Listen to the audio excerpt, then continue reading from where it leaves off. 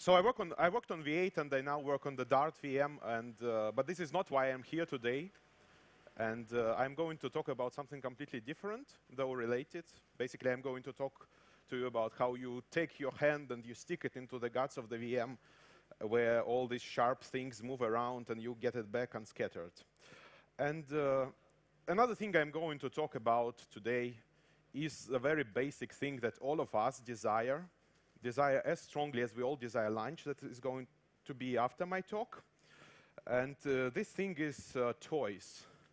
And some people would call things that I showed you today prototypes, mock-ups, mash-ups, experiments. But I'm calling them just toys, because that's essentially what I'm having. I'm having some fun, and I hope people will have some fun with them, and they will learn something, because that's how you learn things. You play with them. And I have been giving quite a number of talks about performance and V8 performance especially, and they are all pretty boring. They are all go like that. They go and go, and can anybody guess the last line?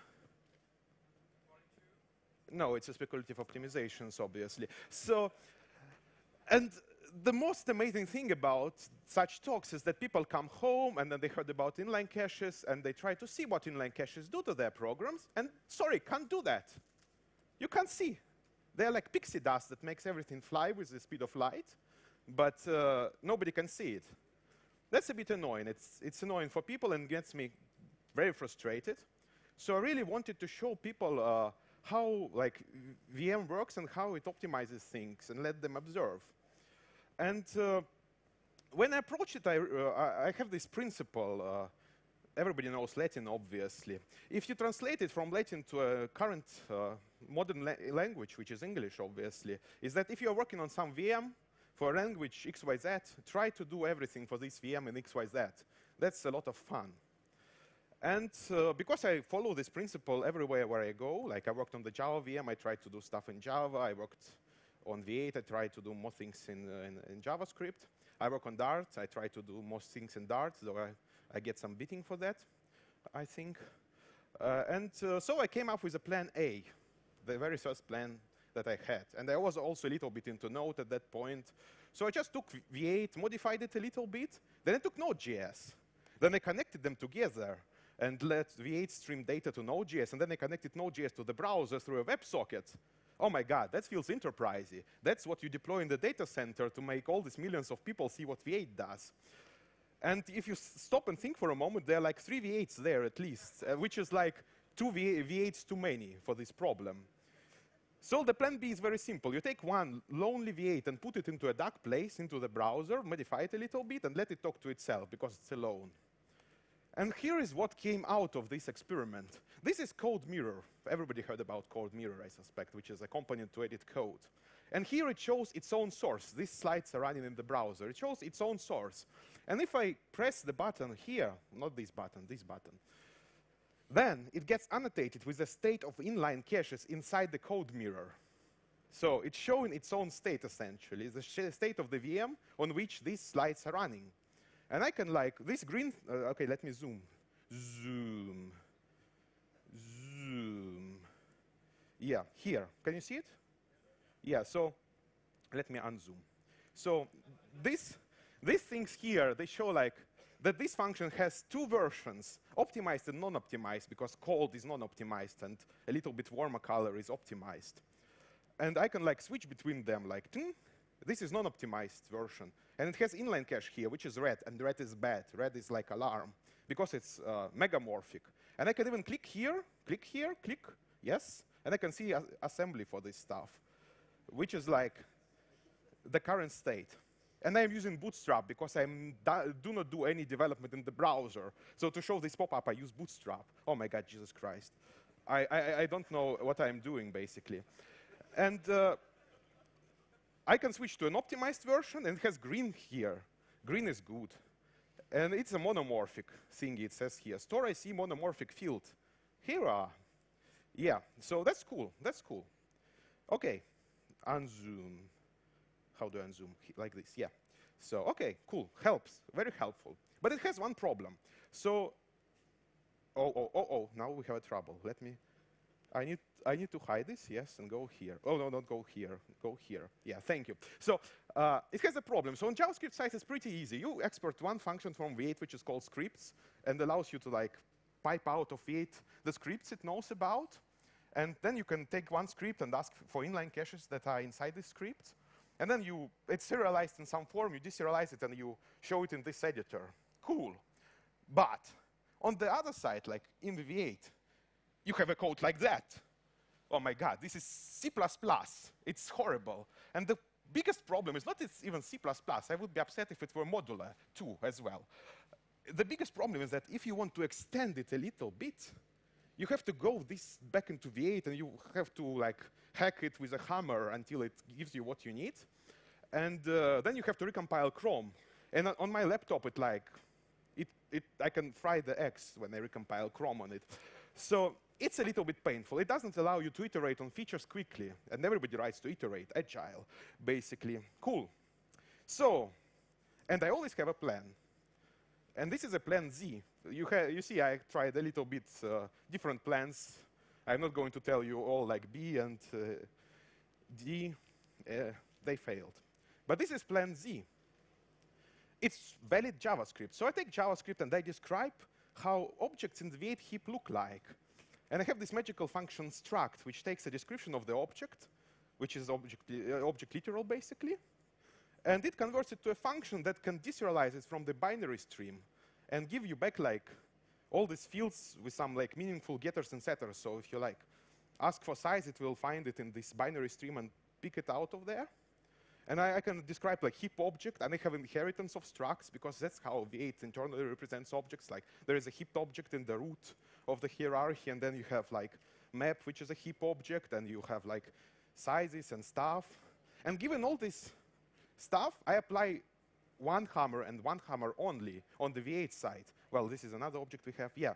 So this is one hammer, the function heap, which returns you a typed array view into V8 heap. So you can just ask you, give me all pages in the V8 heap, and it will give you this huge type arrays which represent V8 heap. And you can read out of them these objects, use my functions to deserialize them, and inspect them. You can like iterate the heap and take all the objects there. Cool. And you don't need to recompile Chrome anymore. You have one modified Chrome, and you try all that you want, because everything that you need is in the V8 heap. And here is another live thing embedded into a slide. This is like the first 32 kilobytes of the code space in the current V8 heap that is underlying for these slides. I can like look at this, and I see this some free space, fragmentation a little bit, and it's pretty cool. And I can even disassemble. But now the disassembler I'm using, I just took some random from the GitHub written in JavaScript. It's not a V8 disassembler anymore that can disassemble everything that V8 generates.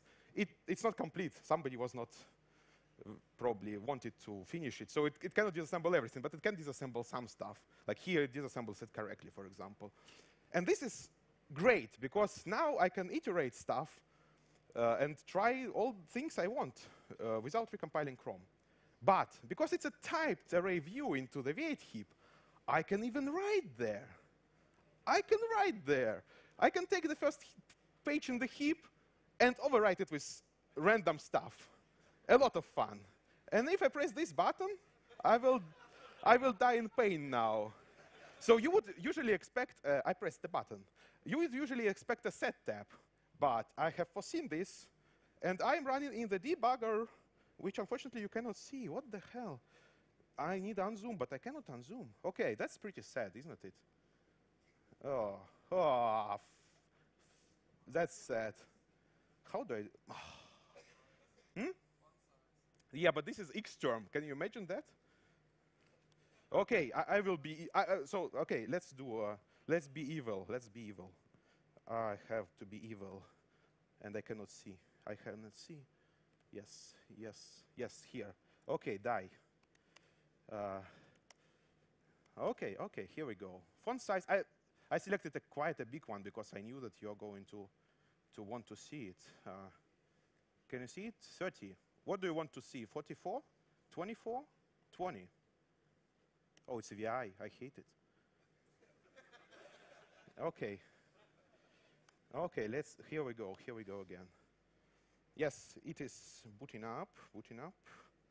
Where is my, oh, and the light is, I cannot see even my mouse. Okay, here it comes.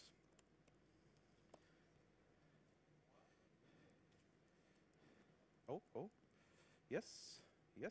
Okay, running.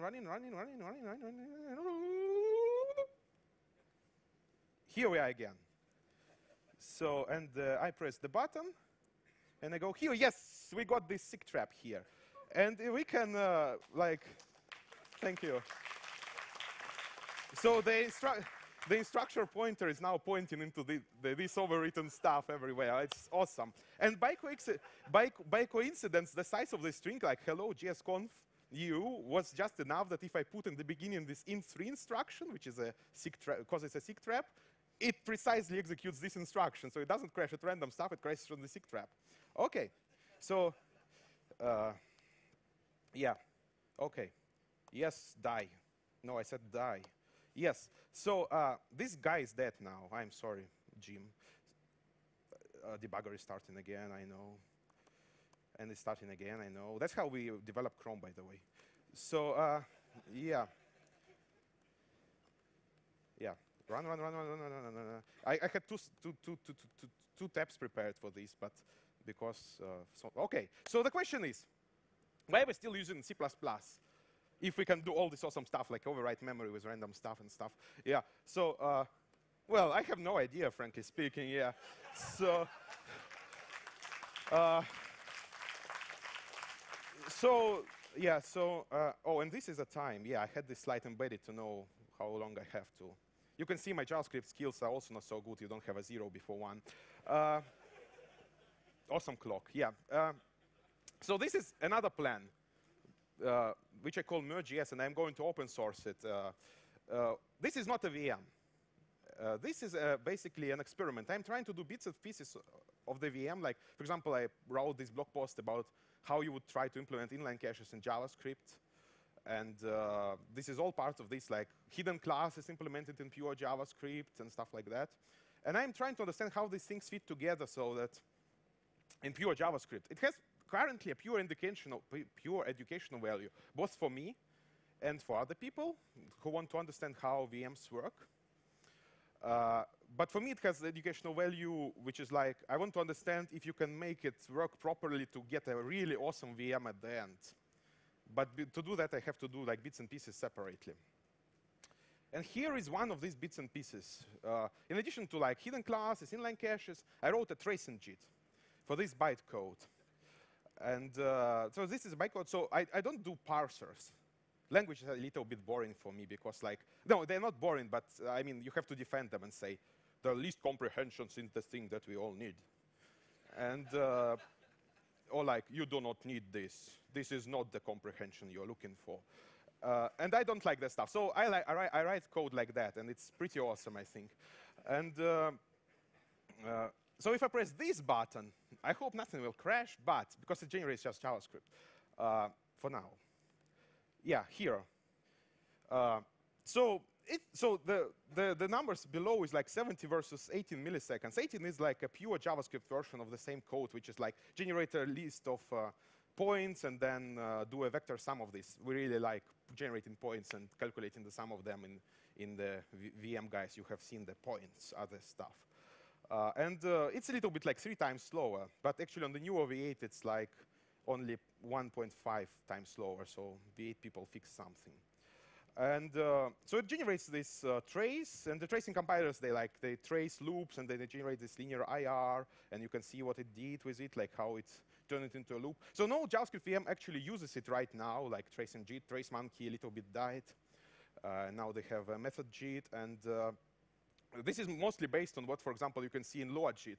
And LoadJIT is written in C, so if I go there, I like C a lot. Modular 2C. But to understand what he does, the easiest way to do it is like implement everything yourself. And I didn't want to do it in C, I wanted to do it in JavaScript, because other people can also see. And even if you don't know C, you can understand. And you can see, you can see pieces of macOS. You can see the like generated JavaScript function out of this, and it has like the optimizations or this is the check and the optimization, all the stuff you can see in a normal VM. And you can learn from this. But now somebody can say, OK, this is pretty cool, but JavaScript, I mean, you now go to the kindergarten in Germany, and they generate JavaScript all day long, basically. And this is not so cool. And really, I mean, you're like 26 years old, and you're still with this stuff. So I thought, yeah, that's true, that's true. And let's generate some assembly. This is not assembly.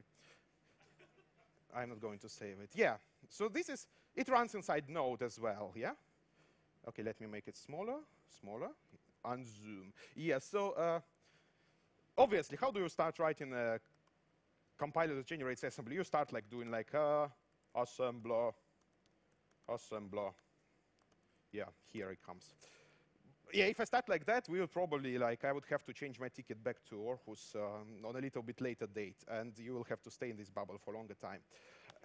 So I'm not going to do that. Wait a second, wait a second. Wait for a punchline. So, and also it's pretty hard to understand if you're just coming in and like assembler, you need to do like register allocator, all this cool stuff, but a little bit boring for 5 minutes. And so I thought about that, and I said, oh, wait a second, let's tap to the power. The power. And the power we have access to is LLVM. So I took a LLVM and I bound it to Node. Well, strictly speaking, I took clang and I bound it to Node, and then I used that to generate bindings for LLVM. And then I said, OK, these bindings are pretty cool, but I cannot work with like V8 heap. So this all exists in V8 heap, all these objects. And I thought, maybe I should be very evil. How about I just stick my hand into V8 heap and I start messing with objects like I want to do it? And so I wrote this module based on the LLVM. Let me cheat because I have only 5 minutes. And even despite that I have all the code like in snippets in the editor, I don't want to type it. Yeah, so let's be cheating. Let's be cheating. So we do like cd engine move ir to LLVM ir to awesome. Yes. OK. Yes, I want to reload this. I was very fast to write this code, huh? How about that? So, so I have this code, the module called meldo, because it sounds very evil, and it does very evil stuff. Meldo. So what? And I also use with, because this makes me feel like very, very evil. Can you see it, actually? Yeah, I hope you see. So I create this guy called meldo, and he can, like, access directly like arguments, like in V8, if you ever used like Node.js, you know this V8 : arguments object, and then you need to call operators on it. But it allows you to just basically go in and stick your hand and take whatever you want, like a democracy. And basically, you can see, so you load the first argument, then you like take the zeros property of it and take an elements of this property, and you take like property with number 2, and you take the argument with number 1, and you take elements from it, and then you create a translator. A translator. Sounds a little bit evil as well. And the translator is like the generic way to translate the IR of my tracing compiler. IR stands for the intermediate representation, internal representation, whatever you want it to stand for. So, and it has like a little bit of points where you can tweak it and translate it to anything, like to IR of the LLVM, for example. Like you need to translate like a literal, you need to translate a constants, which are pretty simple because Meldo allows you to do that. And you need like, and the tracing JIT-IR is very simple. It's like a linear sequence of code, a preheader for the loop, and then you have a loop body. And that's all. No conditions, only side exits. And so to translate the loop, it's pretty simple. You just create like another block, and you enter it. And then you need to translate 5 functions. And then you need to connect the backend to the loop. Loop is done. And the translate function is very boring. Like you take things and you translate them. Let's check something simple. For example, checkin is the one that checks number, and basically it unboxes the number. So Meldo like gives you unboxed number, which takes a V8 number, and hoba, you get the double out of it.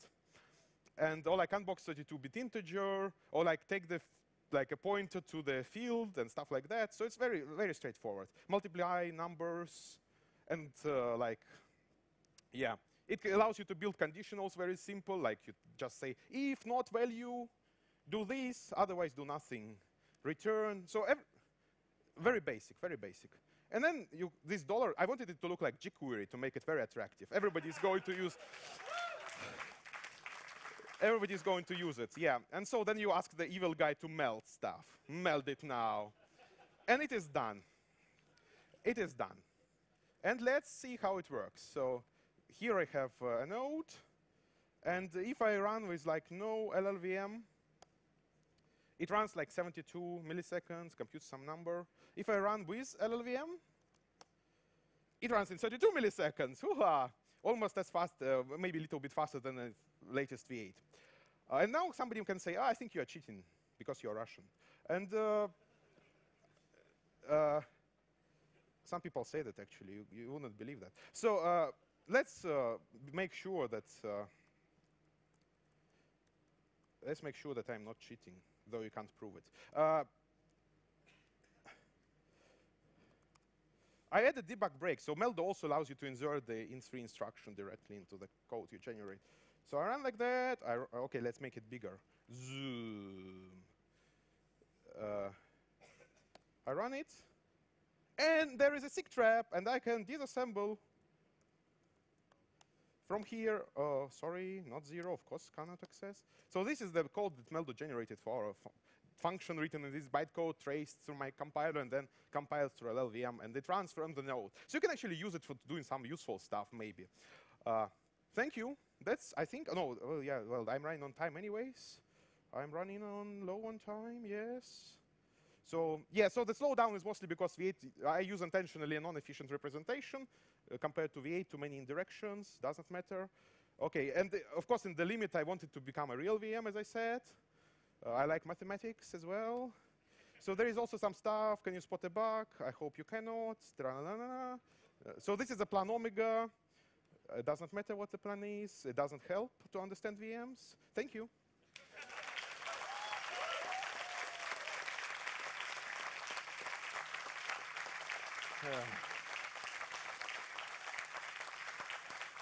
Cool. Now you can ask some questions, but I will not answer. Or you can just skip lunch. Hey, I just looked in NPM and I don't see Meldo. Can you? Yeah, I will NPM publish everything. I will publish. NPM publish. I will publish. Yeah. I hope I will publish today. Yeah, everything will be open source. Yeah. Someday, when I'm 70 years old. So instead of executing it in the C level in V8, could we just get a source and then write an interpreter for the assembly and basically run V8 on its own code that gets executed in V8 again with this? So isn't it what it does? V8 runs V8 on the code. Yeah. And then so you ask that for would this be assembly. possible with this kind of thing? Yeah, sure. Everything's possible. I didn't understand the question, but I think everything is possible.